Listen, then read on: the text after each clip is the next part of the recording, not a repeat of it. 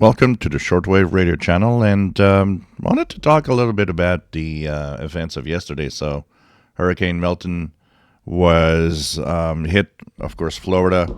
There seems to be quite a lot of damage and a lot of flooding that happened there. But I wanted to talk a little bit more because I posted a quick video of a an idiot that was whistling and interfering with the net.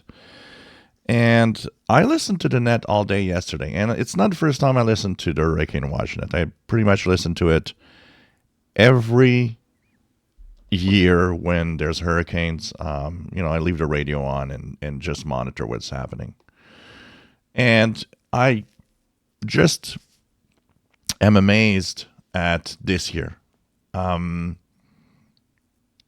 amount of interference and the amount of jamming that was done during the day yesterday, I think I've never seen that much bad, operating. It's just crazy. While the Hurricane WatchNet was trying to do its job and report and maybe even help in case of disaster of life-threatening problems.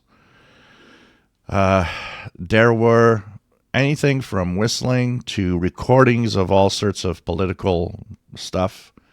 And it's just crazy. I can't believe that, amateur radio has become that on some instances. It's easy to say because everybody's like, well, ignore. But you can't ignore because yesterday was really the worst I've ever seen this. And I just find it so sad that unfortunately, not only are we seeing idiots on some frequencies that a lot of you know about, but now it's, in an occasion, a net that actually could save lives. Because you never know. You have to have tons of idiots interfering over it. I've seen that happen in the last years, but I've never seen it at the level that I've heard yesterday. So just wanted to say this. I find it sad that it has to go there. A lot of you have commented and have heard, of course, all of these.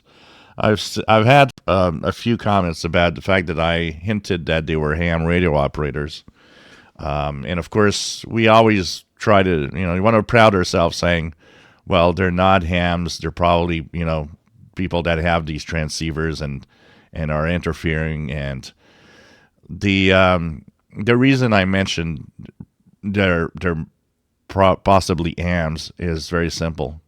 There has been so many AM operators that have been caught doing interference to all sorts of things, 2-meter nets, all of that. And every single time, I've never had anybody being caught that was not a ham.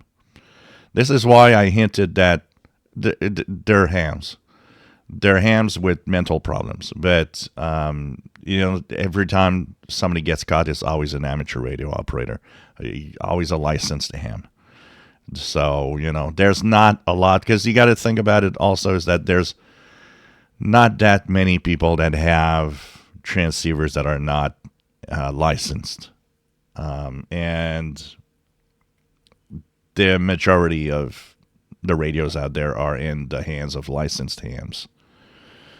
And so, like everybody, you want to think that, well, they're not hams, they're idiots that are trying to do stuff. But unfortunately, we have to come to a point where, they're idiot hams. There are tons of them out there that are not jobs that should not have a license. But it's sad, and I hope, there's not that much we can do about it.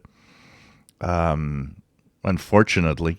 And like somebody said, what I'm afraid is that all of that will one day make people go away from ham radio because they just can't they just can't take it anymore. If you enjoy my videos, please subscribe, give us thumbs up. Thank you for watching.